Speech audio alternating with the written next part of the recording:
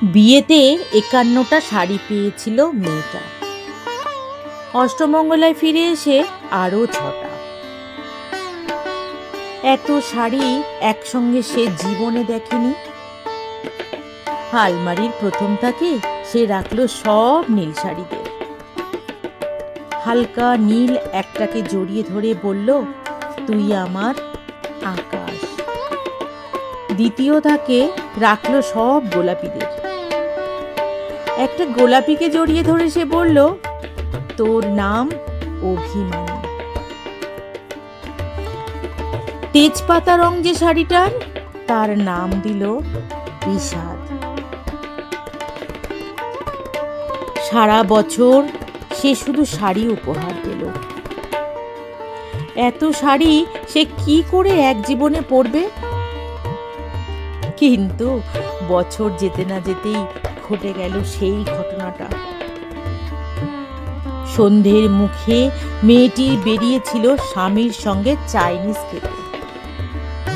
কাপড়ে মুখ বাঁধা ৩টি ছেলে এসে দাঁড়ালো। স্বামীর তলপেটে ঢুকে গেল ১২ ইঞ্চির ওপর থেকে নিচে, নিচে নেমে ডান দিকে, যাকে বলে এল।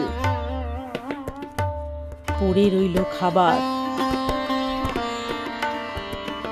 চিলি ফিশ থেকে তখনও ধোঁয়া উঠছে।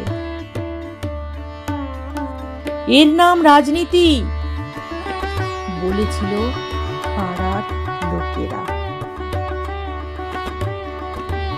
বিয়েতে ৫১টা শাড়ি পেয়েছিল মেয়েটা।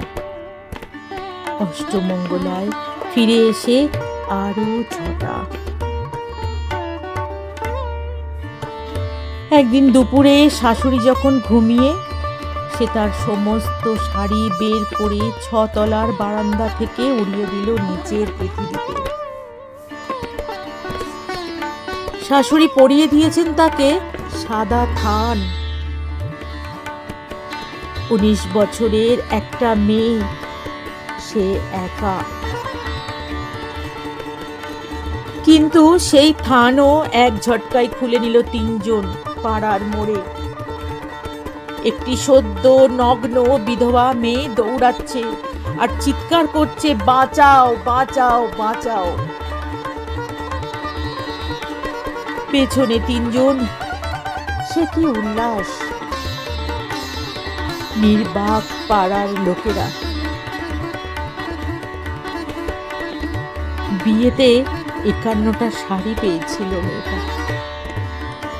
অষ্টমঙ্গলায় ফিরে এসে আরো ৬টা।